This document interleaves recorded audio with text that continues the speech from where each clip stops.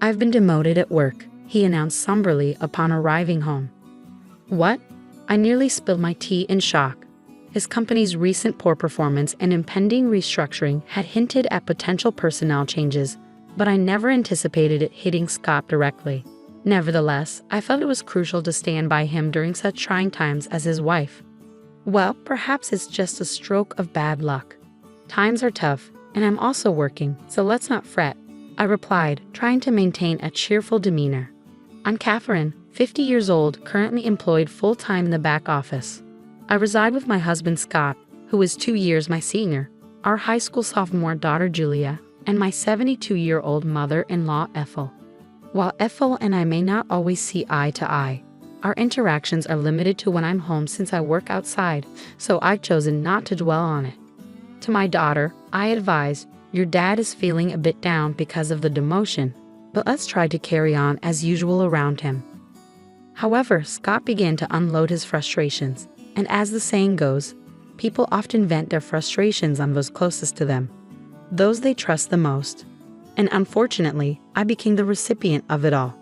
The following day, while cleaning the hallway on my day off, he passed by and suddenly remarked, "You've put on weight since we got married, haven't you?" "Huh? Well, I'm 50 after all.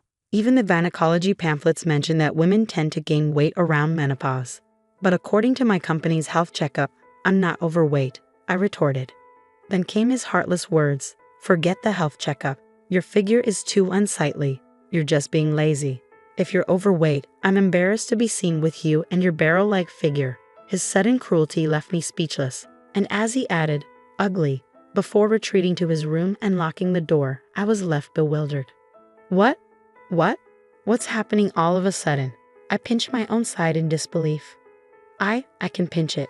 When I squeeze it between my thumb and forefinger, it fits snugly, and I can tell that I've gained more than enough. But why now all of a sudden? It felt like an arrow had pierced me unexpectedly, the shock so intense that I even forgot I was holding the magician wiper in my hand, which then slipped and clattered loudly to the hallway floor. From that day onward, Scott's treatment of me grew increasingly harsh. To exacerbate matters, my mother-in-law seemed to have overheard the argument from that weekend and decided to intervene. Then tensions escalated further. As I ascended the stairs with a basket of laundry intending to hang the clothes, my mother-in-law awaited me not at the bottom, but at the top of the stairs. She would make remarks like, "Oh, how dreadful. If only you weren't so overweight, we could pass each other on the stairs. I wouldn't have to wait here because your obesity restricts the space for both of us." Moreover, during dinner when I served fried chicken, she'd comment, "Isn't this what's contributing to your weight gain?" and promptly remove my plate. Instead, she'd suggest that only the three of us who weren't overweight should eat.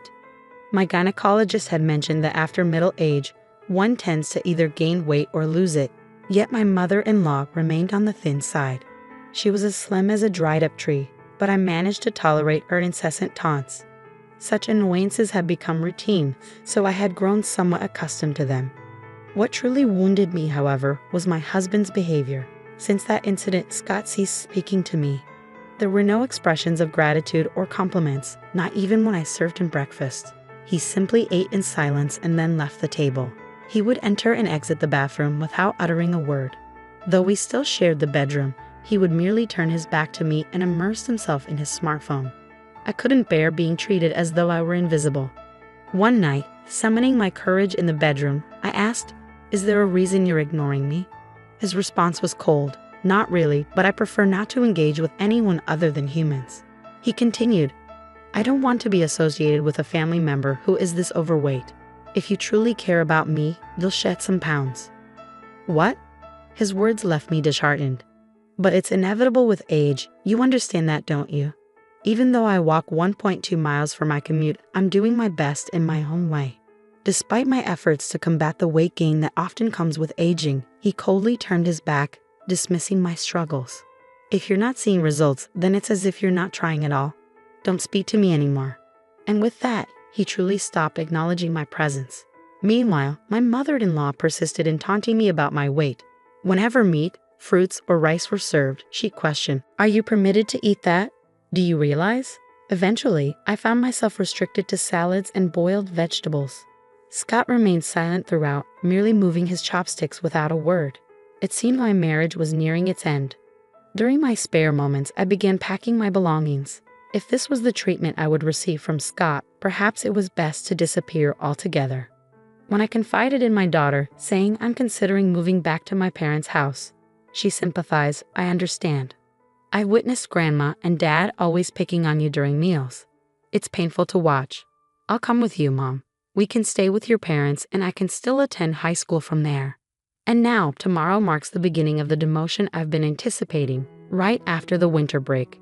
Scott approached with a smile, suggesting, let's all have a drink, just this once. Tomorrow, life without subordinates begins for him. I pondered whether he found this situation unbearable. However, by now, I had lost the will to play along. Even his forced smile grated on my nerves. Scott piped up, let's enjoy a nightcap with dinner. I'll whip up some wine spritzers. It might have been the first time he had directly addressed me since the demotion announcement. He continued, Julia can have juice, and I'll fix you a wine spritzer too, Catherine. He then placed the prepared drinks at 3 spots on the table.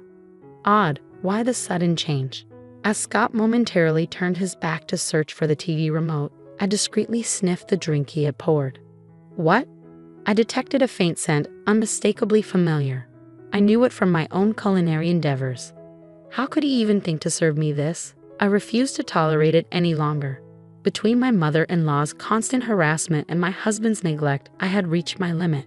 The sight of the wine spritzer pushed me over the edge. Scott, could you please grab the camembert cheese from the fridge? It's from the local dairy farm, and it's absolutely delicious.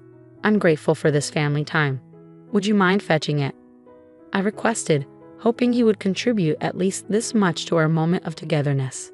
As Scott made his way to the fridge, I took the opportunity to swap my drink with the one on the seat to my right. It was Ethel's seat. Upon his return with the cheese, I announced, now that we have our snacks ready, I'll go fetch Julia and mother-in-law, loud enough for them to hear. Dinner's served.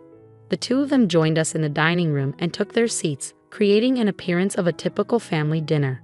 Except, I didn't have any meatloaf or cornbread salad. Instead, we had stewed chicken soup, camembert cheese, and wine spritzers. Julia opted for juice. Let's dig in. Julia broke the silence, while Scott and my mother-in-law remained silent. I took a sip of the wine spritzer Scott had prepared, noticing him watching me closely. With a smile, I remarked, yeah, it's quite good. Huh? Scott muttered something under his breath, but I chose to ignore him. Instead, I focused on my salad before taking another sip of the wine spritzer. Suddenly, a stream of red liquid shot out from my mother-in-law's mouth, resembling Godzilla's fiery breath. Wait, Grandma, what happened? My daughter exclaimed, rising from her seat in surprise. Some of the liquid splattered onto her salad. Did you choke? Are you okay? Julia quickly fetched a towel and returned, offering it to my mother-in-law, who wiped her mouth. However, her reaction was one of disbelief. What? What is this? Grandma, your mouth, it looks like spicy cod roe, my daughter observed, growing increasingly concerned. Hey you! He put it in my drink, my mother-in-law shrieked, attempting to grab me, but I coldly brushed her hand away. It wasn't me, Scott made it, I stated firmly. This dismissal, coupled with the revelation of Scott's involvement, seemed to stun her. What? My mother-in-law screamed, her lips still stained with sauce, before turning to glare at Scott, who was visibly trembling. Leaning towards him, I exerted some pressure by resting my hand on the table. You thought you could sneak it into the wine spritzer, didn't you? I could detect it slightly because I've encountered it before. That was a dash of hell, wasn't it? I confronted him sternly. A drop of hell? I picked it up at the food fair in Alabama. It might not be as renowned as death sauce, but with its subtle lime undertones, I found it more appealing for its homely flavor, I explained. That hint of lime was what I detected, indicating he had added a significant amount to the drink. My mother-in-law likely didn't notice due to the wine spritzer's aroma, or perhaps she mistook the lime scent for part of the drink's flavor. Regardless, this was an exceptionally malicious prank, incredibly vicious. Wait, Dad did that? Julia's expression was one of disbelief. I actually intended for Catherine to have it, Scott admitted. You should switch it with yours. Even if my mother-in-law is foaming at the mouth, it's out of line. Just because she realized it was meant for me, she wants to pass it off to me. I'm not touching that dangerous concoction, I asserted in a hushed tone, maintaining pressure on Scott. And then I confronted him. Explain why on earth you thought pulling such a stunt was acceptable, I recounted. You were putting on weight, and spicy food can boost metabolism. So I figured I'd give it a try, Scott reasoned. Pathetic. What a lame excuse, I scoffed. Did he truly believe such an explanation would suffice? It was utterly embarrassing. Under pressure, my husband hesitated, shifting his chair back slightly. I'm not crazy. This is a legitimate reason to support your diet. Here, swap your cup with mine and have a taste. I made it for you, he urged. Closing in, I saw him retreat. What are you implying? As the one who prepared it, you should be the one to sample it. Come on. Rising from my seat, I grabbed the cup containing the fiery concoction meant for my mother-in-law and tossed it in front of my husband. Setting it aside, I closed the gap once more. After ignoring me and treating me like I'm invisible for so long, did you honestly expect me to drink something you claimed to make with a smile out of the blue? Did that not occur to you in your empty head? Isn't it all too childish? Come on, taste it as the one who brewed it. Take some responsibility, I asserted, slamming the table. At the sound, my husband, perhaps hoping to evade further confrontation, rose from his chair and stepped back. Amidst the tense silence, a soft voice broke through. Both my husband and I turned to the source. It was our daughter, Julia. She began to speak, her words sounding strained as if she were forcing them out.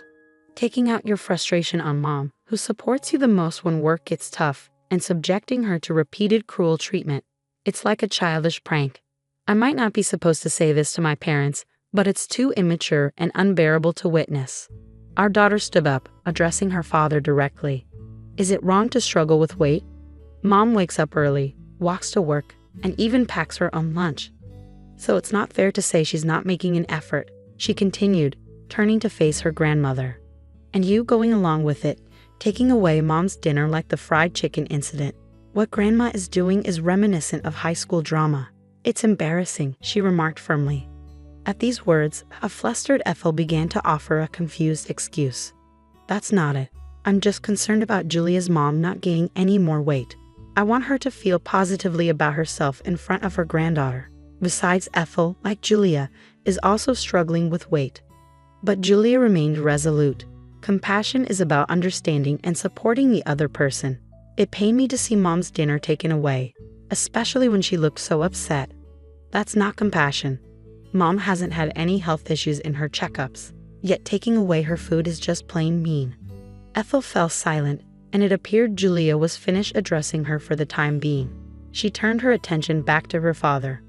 Mom goes to the gynecologist regularly and stays active, yet Dad just brushes her aside because she's gained a bit of weight. What's up with that? His indifference creates such tension in the house. Can't you see it? Even Colonel Sanders and Aunt Stella from the cookie ads are on the plump side. Ever heard of happy weight?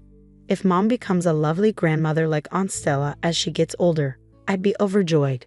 When I have kids and she's a grandma, wouldn't it be wonderful to say, Mom, you've reached some happy weight, and share a laugh? That's my dream. Please don't ruin it for me, she stated matter-of-factly, her gaze icy. Despite their blunt delivery, her words warmed my heart like hot milk with cookies. It was pitiful to witness a father admonished by his own daughter. And one more thing, she addressed her father directly. If you're going to disregard someone because of weight gain from aging, remember, with your receding hairline, you could easily be overlooked yourself. The tension in the room was palpable. Her sharp words left a chill in the air, making the living room feel as cold as ice. It seemed she had said all she needed to. Afterward, she turned to me. That's enough, Mom. It's time to let it go. It'll be better for you. Her words caught me off guard. Let it go? Yes, I should let it go. As I mentioned earlier, my dream is to see you holding my child, saying you've gained some happy weight and sharing a laugh. For my sake, I want you to be happy because that's part of my dream. So please, let it go. Be happy and fulfill my dream. Her words filled my heart with warmth. Each word she spoke brought me such joy that I no longer cared about being ignored by my husband, the fat shaming from my mother-in-law, or the drink incident. Warm tears streamed down my cheeks. Yes, you're right. I agreed, my vision blurred with tears. Come on, Mom, she patted my back gently, urging me forward. Oh, okay, I mumbled as I fetched a document I had been concealing for some time. What? My husband exclaimed, startled. After enduring a month of being ignored, I reached a decision. I have my bags packed. Let's go our separate ways, I declared, presenting the divorce papers with only my name written on them. I just wanted you to lose some weight. If you had slimmed down as I asked, I would have been satisfied. It wasn't until Julia pointed it out that I realized it was venting. But since you didn't shed any pounds, I thought I'd torment you further. I didn't mean for it to. I didn't expect this outcome, my husband confessed, panic creeping into his voice. Those who fail to notice until things escalated are the ones acting incredibly immature, Julia retorted sharply.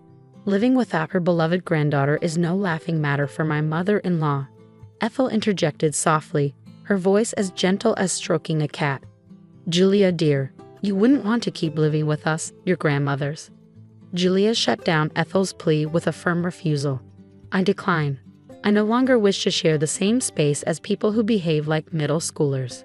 Wait, okay, hold on. I understand. I'll taste it, as you suggest. I'll take responsibility as the one who prepared it, Scott conceded, picking up the glass before him and downing its contents in one gulp. Scott, much like Ethel earlier, ejects a stream of the red liquid from his mouth, leaving him with a set of lobster-like lips. There, see. I took responsibility, didn't I, Julia? Scott proudly declares. Julia captures a picture of them both with their lobster lips on her phone and remarks, "You both are so ridiculous. Mom, let's go," before swiftly exiting the living room. Yeah, I'll follow her lead, I agree.